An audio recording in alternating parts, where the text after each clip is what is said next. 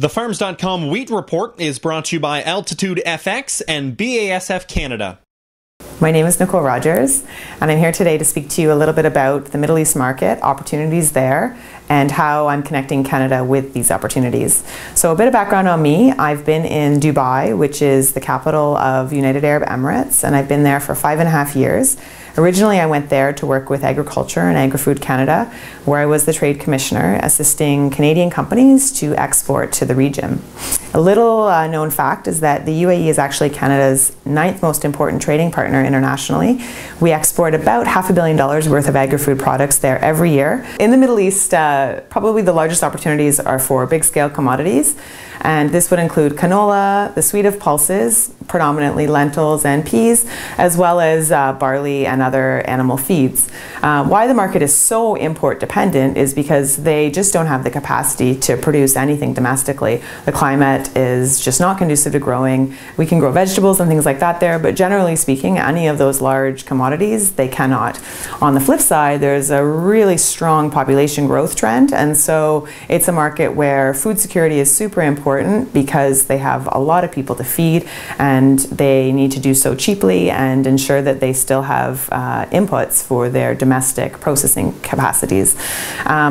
So the commodities I'll note today, just for the purposes of this little talk, are canola, wheat, and barley. Most interestingly, on the barley front, is that the Saudi Arabian market is the largest importer of barley in the world. This is largely for their domestic dairy sector, which is largely producing dairy to support the whole region. A little known fact is that Saudi's importance and connection with barley stems from them being a producer of barley. Even though they're the desert, they subsidized barley production for many, many years until 1993. And at that time, they were producing over 2 million metric tons of barley annually. So they need to find a place to supplement this production, and they look to the world markets.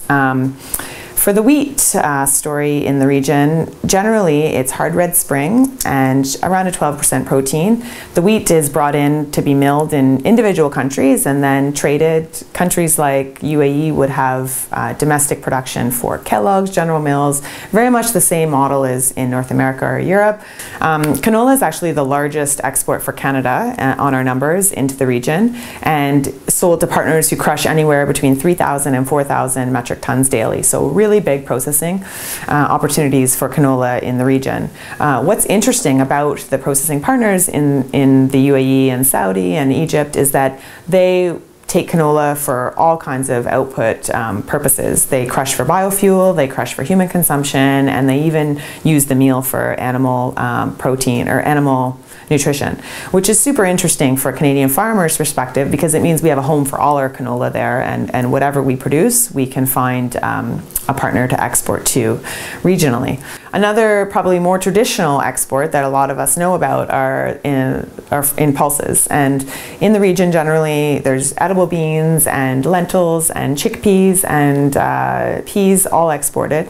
Interestingly enough, a lot of this pulse trade, what happens is it's less about the value add in the market and more about re-export opportunities. So the UAE has positioned itself very strategically to be a re-export hub, and they're absolutely expert in moving product from North America, from Europe, from Africa, and re-exporting to the subcontinent, into China and Asia, and they do so in a real fluid kind of circular motion. So from a pulse perspective, it's definitely the trading capital for just even moving product, and it's really important for Canada to be part of this and leverage this Middle East region to move product elsewhere around the world as well. Obviously, lots of opportunity and lots of growing opportunity with a growing population means growing opportunities for Canadian exporters.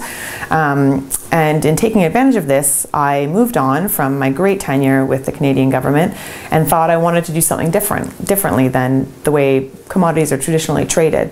So I've rolled out a new model, and under the name of Agriprocity, what I'm doing is connecting farmers directly into the Middle Eastern market to take advantage of all these opportunities.